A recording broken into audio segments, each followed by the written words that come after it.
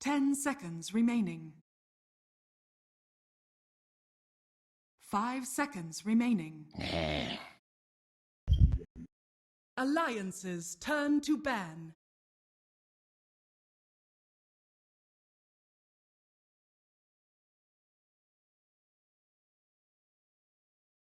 Ah, come on.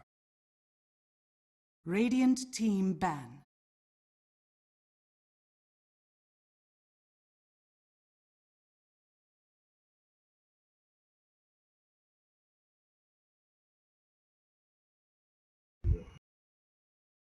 Ten seconds remaining. It's 5 seconds remaining. Yeah, I think. I mean, they've Reserve done it time. before. They've had these draws against Cloud9. They should ideally look for something less high risk, I guess. I don't think they go into that draft thinking like, all right, we're going to draft this Alliances lineup where we turn have to to pick. win early game and completely snowball, or we've got zero chance of winning. But at the same time, Radiant team pick. they didn't end up with a very well-rounded draft. I think the IO Tiny is a very risky opening, maybe saying they're going to try again, but even outside of the IO Tiny, like they didn't fill the rest of their draft with something that worked. Like they didn't get a good Jonas here, I feel, was the other big thing. Like Clockwork didn't really seem to fit all too well. 10 Then they had this seconds Venge remaining. Coddle lane, which wasn't that strong. Like I don't know. I definitely wasn't feeling the 5 Alliance draft, and seconds Cloud9 remaining. just outmaneuvered them from start to finish. Reserve time. He's a bit of a problem, I think, for them, because Jonas Sofan has shown in the past that he can have explosive performances from the offlane position, but we really haven't seen too many of those unless he's on like a lander or something. Very special kind of game that he really can go off, but he has not had the kind of consistent remaining. performances that we used to see way back when on the old Nip when he 5 was playing with seconds remaining. Onskin, and we need to see more of him. Alliance's time. successful team, and maybe a part of that is giving him a better draft, better heroes to work around with. Maybe it's even less. Maybe it's a little bit draft. Maybe it's also opening up his lane a little bit more. You know, like Newbie does with KP, right? They always make sure that KP has this successful off lane because they move, their supports into that off lane situation. In the first 10 minutes, almost always, sometimes in the 5 minutes, and lend KP at that, and maybe Jonas Sofan needs something like that to really be. Time. Yeah, I think that's the kind of key thing is this is a player who likes to be aggressive. Like on the scale of offlane is like the very aggressive side, being like your Ice style, or your very safe defensive side, like your Universe style. He's more in the aggressive style, and you can't play from behind and be that in that aggressive role. And that's where I think giving him some help, but playing more around him is definitely something that's going to suit Alliance. They've tweaked their draft, though. They don't go for the Tiny in the first two, and then it gets banned out. They instead go for the Luna. I think this is just, in general, a bit more well-rounded and not something that's going to present any obvious weaknesses from the start. Oh, I heard the pause, unpause timer going down. I was like, what the hell? I thought I had like a stream or something open. I was like, what's going on here? But yeah, what do you think about the Enigma as a second pickup for Cloud9 this time around? It very likely to be banned away and through such, but do you think that hero really warrants? Was it that much of a key to success for Cloud9 in Game 1 to warrant? 5 seconds. Yeah, remaining. I think it was very much like they may go IO Tiny again, even though they lost with it. It's very good against the IO Tiny draft. It's a pretty reliable, safe offlane to have regardless, because you can just deny farm as well as experience away from the enemy carry while guaranteeing your own farm and transition in that mech. So it seems to be a hero that Cloud9 play well around. And this is something which I think, for the most part, is a benefit to Cloud9, is when they find heroes in a style that works for them, they stick to it. Like they're going to repeat the same heroes. After a while, they maybe get figured out. But they used to have like their Centaur strats. They were running the Ogre Sniper stuff before a lot of the other teams were.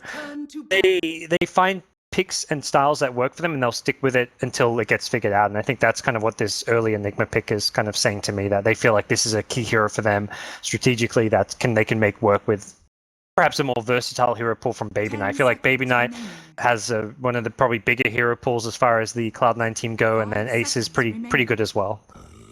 And perfect scenario. I mean, a best of three, right? They've Radiant got that team extra game to drop at this point. That if Alliance do manage to counter this Enigma, take game 2, then they still have a third draft to be able to move forward with this series. Terrorblade and Ember Spirit going to be banned away by Alliance. Tiny and Ursa going to be by Cloud9. Third pick coming up. What's left in the pool that's good versus Luna? I was going to say Rubik, but they opt for the Disruptor against the Wisp. Disruptor against the Wisp. We saw last game. We'll see if they get some kind of good. I mean, they had some good glimpses just by the Earth Spirit, like blinking in and getting vision, but no obvious like vision heroes right now. And then they're going to leave their key cores till the end of the draft, I guess. They do have the last overall pick, so they can try and abuse that 10th pick of the draft to get some kind of mid or carry that can't be countered, so to speak. But right now their draft is wide open. Obviously Cloud9, their playstyle is a bit more 5-man death bully than other teams, so likely we see some kind of, I mean, they need pushing calls regardless of whether they're going late game or split push, but their draft is very open. Science a little bit more locked down in this Luna, but we've seen, I guess, Luna as a hero be versatile enough, right? Can work into deathball lineups, can work into a little bit more mid or late game focused lineups as well. If they want to pick up a different carry in that mid role. What other limp?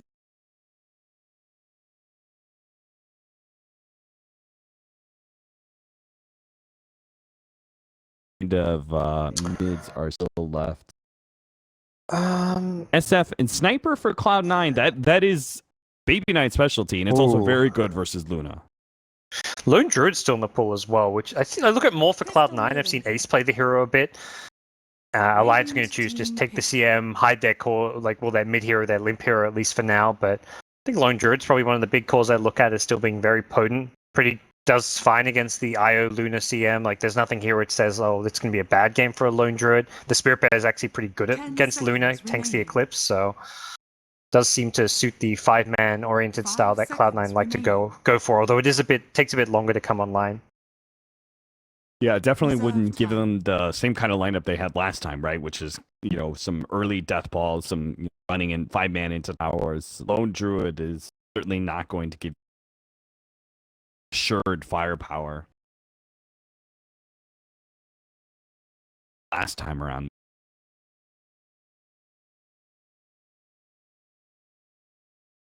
Alliance still have there's Lone Druid. All right, God's on point.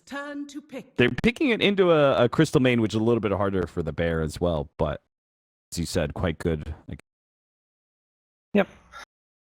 Nowadays, your bear is kind of just fodder anyway. I mean, it's 300 gold, so it's still worth killing, but I'm not too worried about that bear dying when you're going for a push. Doesn't have any items on it typically, so now Alliance know what they're up against. You mentioned the Sniper. Now the Sniper becomes more appealing against a Lone Druid, but Sniper Luna, don't know how solid that really sounds. It seems like you've got two kind of squishier range carries just put together and not much team fight. They could try and risk a last pick like Alchemy. I think that's one of the other heroes that I think is a suitable response to the Lone Druid. I think they're very limited heroes like SF, Sniper. I think Lifestealer Slardar is kind of okay against. Obviously, there's no space. When it comes down to mids, there's not much left. It's Sniper, SF, OD, maybe Alchemist.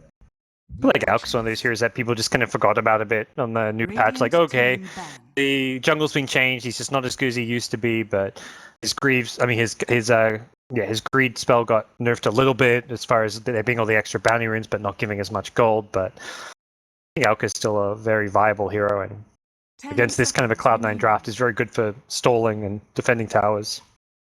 5 seconds remaining. So, are for Alliance, good for closing the distance on a Lone Druid, give you a little bit more team fight, tankiness, or power later on to the game. Cloud9, they've got to get an aggressive hero, right? Some sort of core that comes online relatively early. Yeah. Because you've got the fighting power of Enigma, which is mostly sustain and control, and you've got some decent control out of your supports as well. But Lone Druid is a little bit slower, so you got to get something a bit fast for Cloud9, right? Oh yeah, right now I'm liking this alliance draft a lot better from last game. I think Cloud9 will have issues dealing with that like 10 to 15 minute stage aggression coming from alliance when they can fight around the Stampede, the IO Luna relocating in, some kind of potential partner with the IO can come into play. Tinker, another global hero that can put a lot of pressure on getting banned out. I like that ban, but I think there's plenty of other options that can fulfill a similar role and cause problems for Cloud9 this game. So this is looking like a much better, more alliance-esque draft where they've got Jonas on a hero. I think that's like the key player that I feel like is going to do a lot better this game with the Centaur and around these heroes on the rest of his team. What do you think about a Vengeful Spirit for Cloud9? A core Vengeful Spirit comes online a little bit earlier. Is that just not good enough? Do you prefer like a Juggernaut or something? I guess it puts Lone Druid in the mid lane where I feel like he's a hero you just want to kind of sit him in the bottom, like the safe lane, and just have him farm away. So I think you're looking more for a mid laner. Viper gets banned. I think like Viper is not really that aggressive hero, but he just sits there farming, and Cloud9 would probably just try hit this timing where they get the Dragon Lance on Viper. Whoa. Oh gosh, that's like an old school kind of hero that used to be played against the Lone Druid, but more for the Spirit Bear. I mean, obviously killing the Spirit Bear is still good, but not sure how well Death Prophet will do against the super range of the Lone Druid later on in the game. But this is like mid-game, let's push, let's hit a timing where Lone Druid's not ready to fight, and we can push down some towers. 5 seconds remaining. Maybe SF gives you team fighting power. Sniper still gives you really good high ground defense when you know they're going all push. I think you want burst damage as well. Like you want to kill Death Prophet fast is the thing. This is a hero that will heal a lot through the Spirit Siphon if you're not focusing it down fast. Were you leaning more towards the SF? Because I kind of was too. Yeah, absolutely. I think Sniper's not really it's a good lane for Sniper where you've got that ranged against the Death Prophet. Even that is like not going to be incredible necessarily. But I mean, the Sniper Earth Spirit can put a lot of pressure on Death Prophet. Like I don't think Alliance have the best heroes to contest that mid lane. You can try and heal the Death Prophet a bit with the IO, but outside of the lane, I think come mid game, this is not the best hero for fighting into Death Prophet. This is going to be definitely a very, I think, lopsided power spikes for Cloud9. Like, they're going to be good in laning phase. You know, Sniper versus a Death Prophet, that's fine. Lone Druid in his lane, all good. Enigma farming, good. But once we reach, like, 15 minutes, I think we're going to see a very distinct drop-off in power. And then I think it's going to be a question of whether or not they can hold their high ground for Cloud9, and they do have some severely strong high ground that is going to be very tough for Alliance to push into. Some of these squishier heroes, Luna and Death Prophet, are both going to be targeted down by Sniper and Lone Druid at 1,000 range apiece, and they might not be able to close that distance time. That's a pretty brutal high ground defending duo, but I think the key hero, Jonas, Stampede this game is going to be the big kind of spell for Alliance to fight around. If you can use that Stampede to get on top of those ranged heroes at the back, that's going to be your way to take a fight. But that's where items like Hurricane Pike come into play, as well as the Savage Roar from the Lone Druid. If you can catch them with the Savage Roar when they're stampeding on top of you, that's going to be able to buy you some space. So there are ways to get away from the Stampede in of Alliance, as well as the Relocate. That's the other kind of good gap closer, but they haven't got like good gap closing up capabilities for either Luna or Death Prophet, who are their main damage dealers. D9 playing the same exact strategy, sitting around this offlane Bounty Rune area with Alliance to crash into them. This time around, Alliance did smoke up, but they went into the Radiant Jungle, got themselves some nice aggressive wards, block out the pull. They've also got this mid ward that is less likely to be countered, and they're still going to get themselves both Bounty Runes. So the battle begins. Interesting. I like you. It's no longer like, oh, it's the Dire Bounty Runes and Radiant, like both teams getting 2 apiece, but not the ones you'd normally expect. With those enemy jungle ones being contested, but Centaur in the safe lane is going to be against, well, Ace. Ace has dodged the aggressive lane coming out, so anticipating this aggression from Alliance, he's headed into the offlane. And I think that's pretty important that you want to make sure you have this Enigma against the Luna lane where you're just denying those range creeps. Although I say that Hesejo's actually missed the first range creep, so he's going to have to go running after it. May find himself in a bit of a tough spot. That's a bit unfortunate.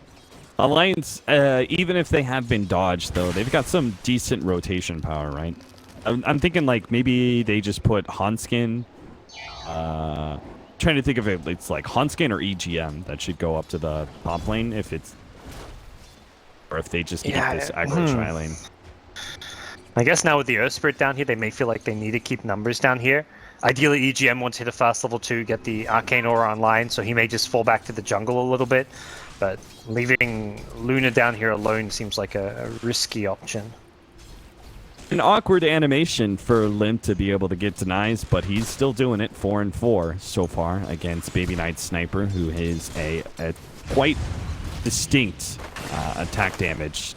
So not too terribly surprising, I guess. A roll in, misses out. Noya not going to be able to hit anything there. In fact, immediately he's going to be countered as Death Prophet managed to get a Spirit Siphon onto him.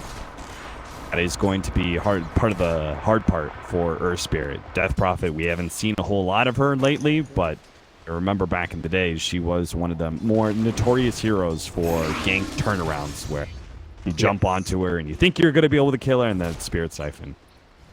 Oh, yeah. And now you're seeing there already has the bottle, the tether, so you can heal up teammates, but it's funny, the other thing that kind of comes to mind when you ask, like, why is Io not picked as much is the shrines.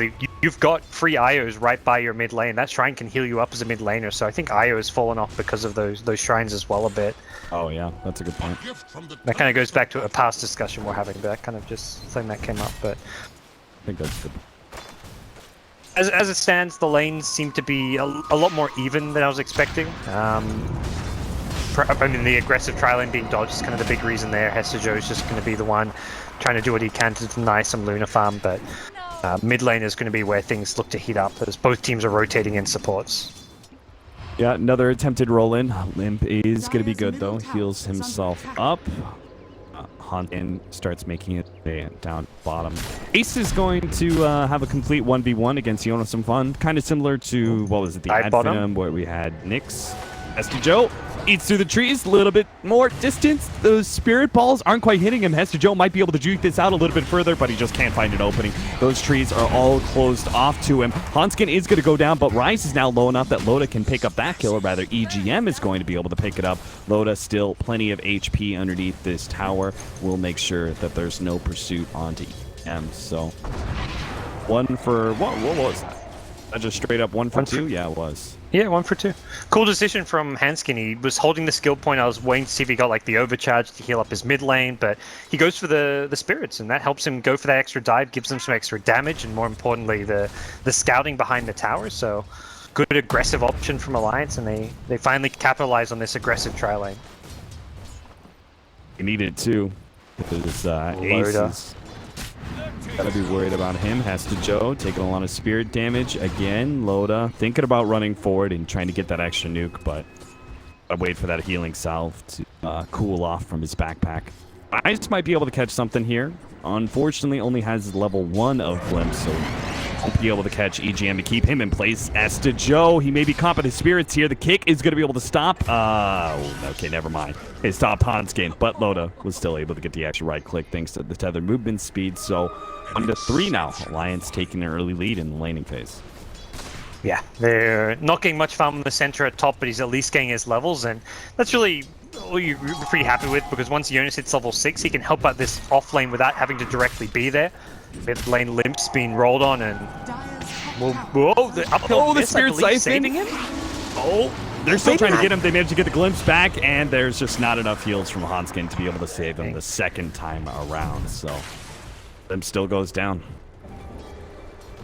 Very, very close to surviving that one. I think there was one uphill miss coming in from the sniper there as well, but he's going to be tangoing up. I love this from Baby Knight. He puts his Wraith Bands into his backpack while he's tangoing. He's like, all right, there's no one here contesting my CS. I don't need these Wraith Bands. Oh, but he missed the CS. Gets that extra bit of efficiency. GG. And now he's like, oh, like Spindles with the Yule Scepter all over again. This efficiency wasn't worth it.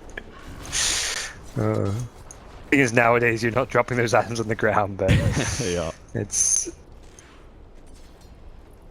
well, things looking good for Alliance despite the death of Limp in mid. They're still holding 1,000 gold lead, about 400 experience. Decent start for them, especially since we talked about in the draft. They're going to hit a very strong mid game point, so a decent laning phase can get that off even more. But it looks like EGM's going to be caught by Ace. They probably weren't expecting this rotation. Ace is now going to settle down in the safe lane, and they're going to move other heroes. Limp is going to be caught here inside the kinetic field. Spirit Siphon still going out. Now he has the help of Hanskin, but they're still going to be able to burst him down and catch Hanskin as well with the extra damage. Again, Cloud9 making the heavy rotations into mid, and it's paying off big time. Yeah, it really is, and this is like that double Wraithband build, and just having all the support constantly moving in, and this CMIO support duo are not good supports really to rotate around and protect you. Meanwhile, on the Cloud9 side, you've got Earth Spirit, one of the best aggressive supports to pair up with a sniper. All you've got to do is get like a second of shrapnel slow, and then it almost guarantees that rolling boulder hits, and so hard to play around that mid lane as a Death Prophet, one of the slower, squishier mid laners to be, and we're seeing Limp get punished a couple of times in a row now. The Cloud9 aggression. Dota and Hanskin spending some time in the jungle together. They don't have level 6 on Hanskin, waiting for a smoke from each. They are going to make a bit of an excursion into the Radiant jungle, see what they can come upon here. Maybe a wrap onto mid instead, and they're going to be, this is pretty fortuitous timing, or at least a little bit. They dodged one support, but they still may run into Noya before managing to catch Baby Knight. Noya ducks himself into the trees. They're going to pop the Centaur ultimate. They're going to try and run down Baby Knight. They catch him with the Frostbite. That'll be an easy kill. Noya runs the same direction the Alliance came from. Price gets a little bit of vision on a Hanskin, but it doesn't look like the rotations are even going to be attempted by Cloud9. I think they made this read pretty early in their draft. They're like, sometimes, guys, we just can't fight. Yeah, I like the call from Cloud9. Like, they just completely abandoned ship in the mid lane. They know that's the Stampede on cooldown, so they've now got a little bit of a window where they don't have to worry about it, and they can even come back and defend this now with Stampede down. Now Loda's going to be caught here. He's trying to play around this glimpse. He knows he's going to be pulled back into his death. No teammates to save him. He's going to try and go for the kill on Rise, but Hestejoe turns around and puts a stopper on that one with a Malphite. Ace managed to pick up the off-lane tower of Alliance in the meantime, and that's really the dangerous part.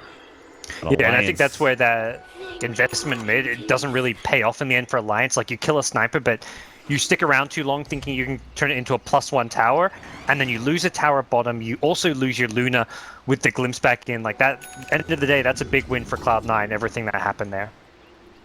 Absolutely. They're rapidly progressing towards that mech on the Igma as well. Punishment there on Baby Knight onto Limp for taking down that ward. Gonna bring Ace into mid now, see if they can get some damage onto mid. Now, I'm sure Alliance are still going to be able to protect their mid tower, but maybe they can just force rotations, or maybe not. Maybe with the big ultimates on cooldown, one of which hasn't even been leveled yet. Death Prophet, only level 7, hasn't gotten Exorcism, and with Eclipse down, Alliance don't seem to feel like they can fight at all. Hestejoe almost solo killed Jonas up top, and this is just keeping the Centaur busy while the real push happens mid. And we're seeing Cloud9, we talk about them being this early 5-man team and Lone Druid not really fitting that style. They're just playing it slightly different to what most Lone Druid players are doing. They're playing a bit less farm intensive, saying, look, we've still got this level 4 Spirit Bear. Yeah, there's no items on the Spirit Bear, but it still packs a punch. It still does good damage to buildings with the Demolish and Ace. He's got Treads, he's got a Blightstone. It's enough to at least chip away at towers with your team, and Alliance take some damage, but now they've got Eclipse and Stampede back up. They really want to try and fight around these ultimates. So Cloud9, probably just got to break up again, do the split push, Lone Druid on one half of the map, Hestejoe on the other. It's really like, I think splitting up is fine, because if those ultimates, ideally want to make it so that Alliance like commit those ultimates and only get like a kill, like happened last time. If you lose a sniper or a Lone Druid for like a multiple ultimate usage, like an Eclipse and a Stampede, you just turn around as soon as those heroes respawn and like go take a tower or go take the fight to Alliance. So I think what we're seeing from Cloud9 is just like a bit more calculated. They're the ones waiting to react to Alliance, at least when those ultimates are up. You know, that I think that is in large part, despite Death Prophet fitting many of the checks in the boxes requirements for cores in this patch. You know, team fight, pushing power, all that sort of deal. I think a large part of Death Prophet not being picked up is that long cooldown of Exorcism. And they have some long cooldowns on both sides. Luna, she's been able to overcome her Eclipse cooldown for the most part in many of the matches that we've watched. But Death Prophet and Luna on the same team may not be able to overcome that distinct disadvantage that they're at after one team fight. Yeah, and like even if you win a team fight and use like a Stampede Eclipse and you've got trying to push with an Exorcism, like you can still get brought down very quickly. Cloud9 have more than ample amounts of damage to do that, but I think right now Cloud9, the big thing there, they can actually look to fight into the Eclipse Stampede once they have the mech, and that's exactly what Hesejo just has the money to complete now. But can he get down to this bottom lane in time is another question. Ace is in a lot of danger of being smoke wrapped on. Ace do this. He needs the right Savage Roar here. Pushes back Jonas Amfon with the haste still up, so he will manage to get out. And maybe this is a turnaround opportunity. Noya comes in. Nice stun. Two-man stun, but Jonas Amfon is going to be saved by Hanskin. Plenty heals coming out, but Limp, he doesn't have the same opportunity. He just gets targeted down by Baby Knight, and the damage over time is immense. Alliance are losing hero after hero. Loda is going to be the only one who escapes that nasty engagement. That's, I mean, it was one thing I looked at in the draft. I was like, all right, Stampede, great against getting on top of a Lone Druid Sniper. And then I thought about it more. I'm like, is it really? Against Hurricane Pike, not great. Against the Savage Roar, also not great. And we saw it there. You need to hit that Centaur stun onto the Lone Druid. Otherwise, he just Savage Roars. And the CM Ultimate got Lone Druid down to half HP, but it sure as hell wasn't going to kill him on its own. So Savage Roar is a great counter to Stampede. And that is a big problem for Alliance when they lose the big fight around Stampede. They're now set back drastically. That turns all that extra movement speed against you, and then by the time Savage Roar is done, you no longer have that movement speed again. So, I think they desperately need Blink Dagger on Jonas Amfon, but he's nowhere close to it. So Cloud9 are now going to be able to take a tier 2 at bottom lane, it seems. Lance unable to fight again. They attempt for deny, but on point. Cloud9, Baby Knight will blast it instead. That's his Dragonlance, so that's more survivability for him, and the whole Cloud9 team feels like they're in a position where they can start actually 5-manning down towers into Alliance having all their ultimates. Without a blink on Centaur, I just don't see a good way for Alliance to approach a fight, because they try and stampede in. Something similar to what happened down bottom happens. It doesn't even have to be a Savage Roar. It could be like a Boulder Smash from an Earth Spirit, or a Silence onto the Centaur so that he can't get off his Hoof Stomp. They're very reliant on that Hoof Stomp to start a fight, and kind of feels, at least where the game is now, like it feels like he should have perhaps gone for it before the Hood, but ideally in Alliance's mind they were going to get enough kills just through the Stampede without having a Blink Dagger that they would still get a good timing on it, but losing that first big fight sets them back. And it is so hard to ace between his bear and then a Helmet Dominator creep and then that Savage Roar. He's got plenty of information for when he goes for these side lane pushes, and then on top of that, failing. Oh, they found IO. By Hanskins. Very dead. They're immediately going to turn that into more tier 2 tower damage. You may force them back, like you don't have to necessarily take Arax, but at least force Alliance to come defend their high ground. You're looking at an Enigma Lone Druid with mech. Like, this is definitely a lineup that could threaten high ground right now. Yeah, I think it'd be a mistake of Cloud9 not to go for that high ground play. And you can't out push these guys, not with the Lone Druid. At this point, anyway.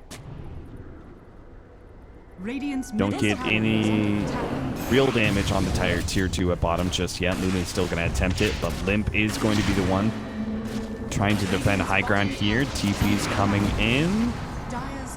Limp being dropped lower and lower by the steady and sure damage of Baby Knight with that long range.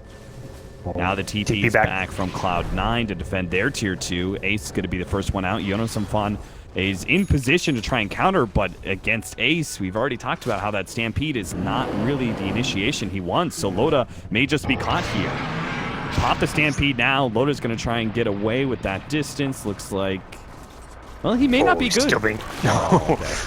He could have kept chasing, but you don't know what you're chasing into. There's a shrine that can be TP to there, so I think he just decided, all right, let's not get too ahead of ourselves, but a gift from the tempest of good damage up top. They defend the tier 2 bottom. I think Alliance really make the only play they can make there, which is force them back at bottom lane, but it's still Alliance playing defensively with a draft that wanted to be the aggressors. Like, you're looking at this Luna Centaur duo that wants to be the ones taking fights and going in, playing fast pace, but it is not in position to do so. Enigma's going to be that pipe mech carrier this game. This is impossible to fight into as well. Like, once there's a pipe up on top of the mech, I just don't see Alliance really winning a team fight. Limp almost stretches out a little bit too far. Maybe he still did. Glimpse back, pull back into the kinetic field. They will manage to get him. Rise, he'll give up his life to be able to kill that core.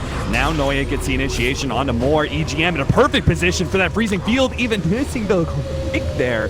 So EGM continues to just let it go. They bring down 2 supports, but still, Ace is not backing down. He gets some more damage on that tier 2. It's just a cheeky couple of hits. He'll lose his Spirit Bear because of it, which is 300 HP. Maybe he has to Joe looking for that black hole. Thinks better of it. It's backing himself up, depending on that mech. EGM needs some help. Hanskin, the other support, trying to help him out with a little bit more. The Eclipse goes down. Loda actually trying to come into all this, but there's too many creeps. He misses most of his Eclipses, and now Loda's going to be caught inside the entangle. Nice silence out from Lim. He tries to come forward with his ultimate, push back this sniper and see if they can actually catch him. Malefice will provide a little bit of separation. Glimpse gives him even more. Kick in, almost catches him. Yule Scepter goes down.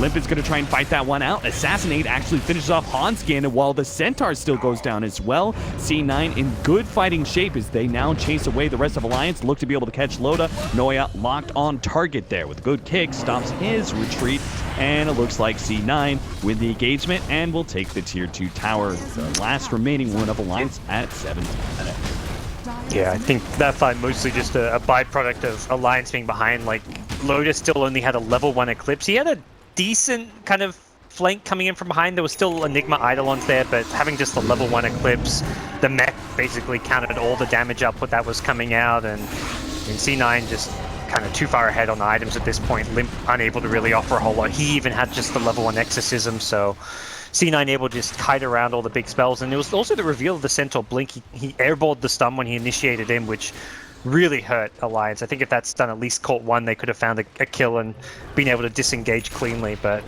the kiting from this lone druid, I mean, you're seeing what this hero can do even with minimal items. Just the Spirit Bear with the Savage Roar constantly, Ace just hitting and running constantly with the Dragon Lance range advantage. Like, it's just so hard to get on top of Ace right now. It'd be even harder to get on top of Baby Knight now with the Shadow Blade being picked up. He doesn't even try and go for the Hurricane Pike. That Invis life. Yeah, that's a problematic item. Alliance need to find some kills soon. The next smoke, I imagine, should be coming probably soon. They've got one on the Crystal Maiden, and ideally using that to get some good Centaur initiations off. But it's going to be so hard now with a pipe up. If Cloud9 is sticking together as 5, and I imagine that's the idea with Roche on the chopping block. There's a double damage rune there and everything, and put that on, I imagine, Ace, and get in the Roche pit, and this is going to be a very hard Roche to stop. Radiant's bottom tower is They're actually under attack. worried. Okay, they'll see some Alliance heroes down bottom now, but they do have to... Yeah, it's a 3-man smoke with a relocate. Oh no, he missed. Savon misses that one. Yes, to Joe is going to be the target here of the silence, but Limp, they're too close together. Now going to be pulled into the black hole. EGM can't do anything to stop that one with Frostbite on cooldown. The Luna in from the side manages to pick up at least one. The sniper goes down, but he immediately gets turned around by Ace. All that physical damage comes to the floor. They bring down 3 of Alliance, losing their sniper, yes, but they're still going to be able to use this double damage to finish up Roshan and get an Aegis for it. Did Sniper have his Shadow Blade in his backpack, or did he not picked it up yet? Because he actually, like, when he died, I clicked him and he had his Shadow Blade up, so I almost want to say, like, he got caught with it in his backpack or something, but even so, like, it's still a very handily won team fight for Cloud9. I mean, you've got a double damage rune on a lone druid fighting around that area. That was very hard for them to lose, and losing just a Sniper to secure an Aegis is easily a win for them. Now they get that plus 65 damage on Ace as well. So now basically what he had in that last fight with the double damage rune, he has permanently. Way to look at that, maybe slightly less than double damage, but pretty damn close to it. I don't think he had the Maelstrom in the fight either, so he picked that up towards the end of it. But means there is a whole lot of damage that Alliance didn't even have to contend. Last team fight that they're going next push that comes out from C9. And this is like, you've lost map Sure. control, you've lost your shrines. Yeah. Oh. Well, that's... Didn't blink to the best spot, but hasn't been found at least. Oh, he will get found if he walks out. Bought it out for a second there. Yeah. Gonna have to do a quick blink, doesn't get it in time. Now the Stampede goes down, but he has no way out of this. So when he goes straight for Rise, trying to actually challenge him, will manage to get the kill. Loda and EGM comboing up here. Even if they don't have the Eclipse, they might just be able to bring down Ace. They get one, but an Assassinate comes in, manage to finish off Hanskin, and that is necessary for Loda to have the sustain to fight out this fight against Ace. All that physical damage coming in from a distance. He couldn't finish up Noya, and now will just die to the 2 cores of Cloud9 from a distance. Limp, he's being hunted now with his ultimate out. He still has to be careful. And with that, I mean, even with it still up, I don't think he wants to go anywhere near this Cloud9 unit. One Malefice will be the death of him, and Limp has to stay as far back as possible. Now they've only got the Eclipse for the high ground defense. Stampede's still on cooldown as well. It was a good attempt. I think it's the kind of aggression Alliance needed to make based on their position. They tried to catch him by surprise, fight around that Stampede, but it just didn't work out for him. Cloud9 take top lane of Rax. Are working on mid. Alliance very rapidly becoming do or die for them. Do or die for Jonas Samfon in particular. But he can't get the initiation, not with the Orb of Venom on him, and the Bears zoning him back. He just can't really close the distance like he wants to allow Alliance a clean way to get into this fight. They've got the Stampede now, but it seems like they're going to give up a second lane of Rax without him. Yeah, I like how Ace played that. Often you see players just stick the Spirit Bear on the racks as well, but he was just positioning it to get extra scouting information and be in a good spot to get a Savage Roar off. So if he gets blinks stunned by a Centaur, he can just Savage Roar the Luna, the Death Prophet, or whoever's going to follow it up. They secure the melee racks. Range racks is good as dead as well. And all C9 have to do is kind of maintain map, get some map control up, keep Alliance in their base. I mean, I think talking about securing the next Roshan is perhaps a bit too far away. If anything, Cloud9 are just one team fight away from the game, so they may be looking to end it before then. I haven't got the best vision right now, with Alliance having pretty good vision surrounding their base, but Alliance have to make play. Like, Alliance can't sit back and wait for another Roshan or wait for another Cloud9 play. They've got to be the ones getting on the aggressive now. Radiant's top tower is under You could see Cloud9 are anticipating that. They throw down the scan, expecting some sort of 3-man smoke wrap around to occur, but maybe they were just a bit too early with it. Alliance really not going to go for it. They're showing Limp now in range, while Baby Knight starts taking down that tier 3 tower one shot at a time. Wrap comes through now, this time the Dire going for the scan into the high ground to make sure they're not going to run into anybody. So they're showing Limp as the defender, and they're going to try and get their 2 initiators into the back line here, but C9 are all smoked up, giving up no information. Now the initiation comes in, Stampede, but a 4-staff away. Baby Knight is away now. He managed to get the dust out, but it doesn't matter. Limp's not targeting him. He's targeting Ace instead with double Spirit Siphon, but he's Savage Roared away. Luna gets dropped with the attempted relocate in the side, and that is going to be it. It looks like for Alliance. Heads to Joe, gets the black hole onto Limp. Mass buybacks coming forward, but GG, well played is called. Alliance know they have no firepower left. 2-0 for Cloud9. We're not going to see a Game 3 in the DAC European qualifiers, not today. I mean, that's good form from Cloud9, like 2 games in a row, very clear strategies that they executed incredibly well. Like, you're looking at this game, I'm like, all right, it's a similar kind of idea to game 1. They're going to 5-man death ball a bit, but not till later on. But once they get that slight, they win that first fight, they're very quick to end these games. They don't let these games drag out. Like, I feel like a lot of teams, or even Cloud9, were in a position where they could have dragged this game out and not played as aggressively as they did, but they completely shut down any chance of a comeback from Alliance. They played very well around this offlane Enigma, just having the early mech pipe, or in game 1 it was the mech Crimson Guard, just giving them this incredible teamfight advantage is something Alliance just didn't really have an answer to.